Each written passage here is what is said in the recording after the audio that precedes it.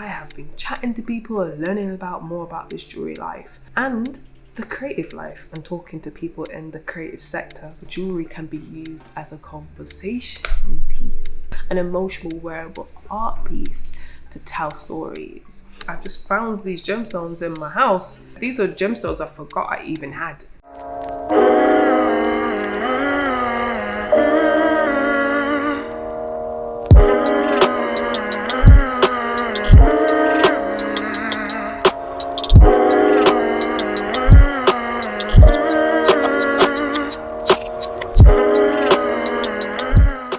Hi, it's Kassandra the jeweler, and I'm here just to talk about what's happened in the last week. So I'm getting better of being consistent with these jewelry diaries. So it carries on from last week of when I was doing a lot of rebranding work, talking to people, having meetings about how is KLG jewelry or Kassandra Lauren Gordon jewelry. Should I keep the name? Some people say it's too long, too short. Whatever it is, I love my name, so I'm gonna probably just keep with Kassandra Lauren Gordon, and it has a nice rhythm to it. So there are 3 things I want to talk about in this video, which is very important, part of my brand as part of being a jeweler. Number 1, the power of networking. Number 2, the power of brainstorming. And number 3, the power of self-belief. So going to the first one, the power of networking. Being a jeweler, it's hard in these streets because I've just been in these hat and garden walls and I don't really talk to other jewelers, but being part of the Goldsmith Center, I've been here for a couple of months now. I have been chatting to people and learning about more about this jewelry life.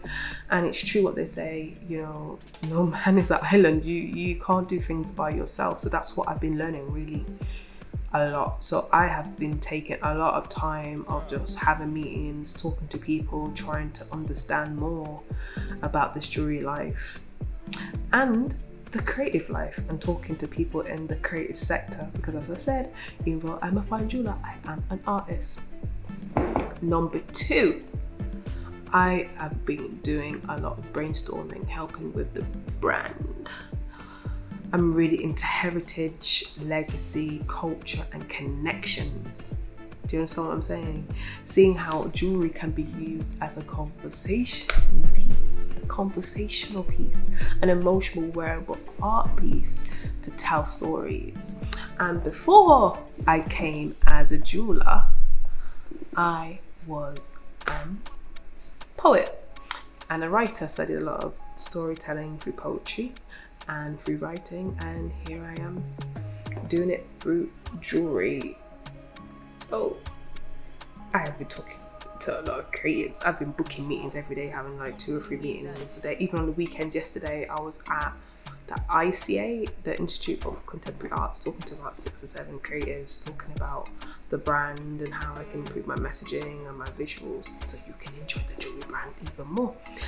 And I know a lot of the last couple of weeks, it has been a lot of fashion shows, and I saw the Dior fashion show, I saw the Off-White fashion show online, and they have been doing a lot of visuals. It's all about the visuals, baby. And I saw, I can't even say the name, don't kill me, Balenciaga. There's 10 million names of saying these foreign heritage brands, like they really think about the visuals, and I think that's what's missing in the jewelry industry. No one's excited about jewelry in that way because it's like, oh, it's in a box. And I really want to make jewelry really exciting and push the culture. Okay, I want people to think when they see KLG jewelry, it's like, oh, Kassandra Lauren Gordon jewelry, it's gonna be popping. It's what you want, it's sought after. So that's what I'm working on, guys. So the next couple of years, don't, stay with me now. That's why I'm doing the diary, so you can match the process. Be part of the club, the KLG club, okay, now, because when I'm rising, I don't know if I can tell you all of the secrets and all of the juice. What I did also, which I did say the 3 things, which were, what were they, if you was listening? It was the power of networking, the power of brainstorming, and the power of belief in yourself. It is hard in the streets being a jeweler. It is. The money, the investment, the hustling. Sometimes you see these adverts, you're like, and you know, all that glitters is not gold. You're like, oh my God, everyone's amazing, everything's shiny. But the amount of work you have to do as a jeweler, or for me, as my business, as a female-led founder business, is like the business processing, the invoicing, the banking, keeping track of everything, the production. It's a lot, but it's worth it in the end, because when you put your name on something, that means you have to do it, right? And I'm not gonna lie to you, I thought, oh, this is a lot last week. And I was like, oh, but I did it. So I made it out of the other side this week. So I'm feeling very positive this week. Well, you'll see a few clips of me out and about, and also me doing a jewelry haul or a gemstone haul, meaning just like I've just found these gemstones in my house. Obviously, didn't just magically get there. These are gemstones I forgot I even had. They were just in the house. And I was like, oh, how do I use these gemstones? And they are just cut so differently. And I feel sometimes in life, I don't know if you agree, like sometimes I'm a bit of a misfit, sometimes a bit of an oddball, but a cute one though. And I just like to use interesting things and put them together. And my mom would say something like that, mush up, push up. Like if, you know, my mom could make things out of like the cupboard with random ingredients, which you'll never think will go together. And she'll just put them together and you eat the meal and you're like, nice. So it's a mush up and push up. So I'm gonna do some mush up and push up jewelry and figure out how do I use these gemstones to tell my story and make it look amazing. So be on the lookout for these jewelry pieces, which I'm gonna design and get them made with my production team. So look out for that.